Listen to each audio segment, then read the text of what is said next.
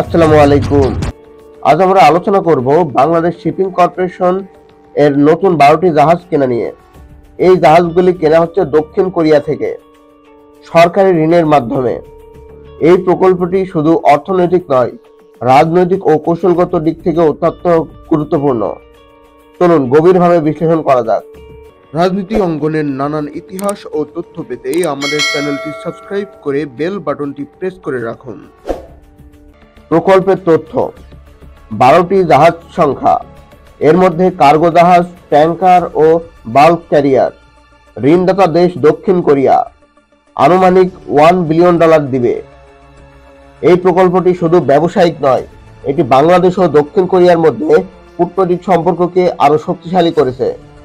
দক্ষিণ কোরিয়া বাংলাদেশকে ঋণ দিয়ে তাদের প্রযুক্তি ও শিপইয়ার্ড শিল্পের প্রতি আস্থা দেখিয়েছে।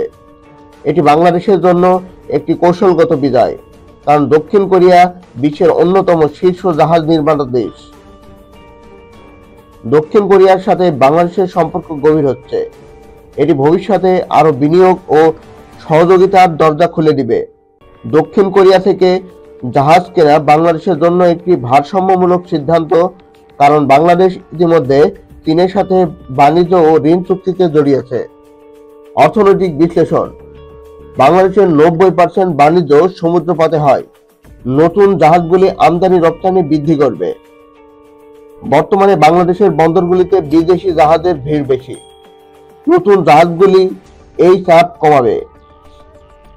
বাংলাদেশ এখন বিদেশি জাহাজ ভাড়া দিয়ে পণ্য পরিবহন করে, যা প্রচুর বৈদেশিক মুদ্রা খরচ করে। নিজস্ব জাহাজ থাকলে এই খরচ কমবে।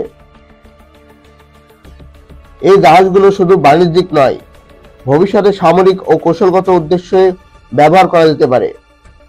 বিশেষ করে বাংলাদেশের সমুদ্র সীমা ও সম্পদ রক্ষায় এই জাহাজগুলি গুরুত্বপূর্ণ ভূমিকা রাখবে।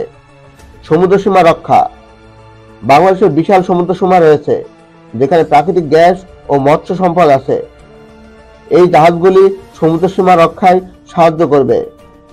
প্রাকৃতিক দুর্যোগের সময় এই জাহাজগুলি ত্রাণ কার্যক্রমে ব্যবহার করা যেতে পারে। চ্যালেঞ্জ ও সমালোচনা: $1 বিলিয়ন ঋণ বাংলাদেশের জন্য একটি বড় অঙ্ক।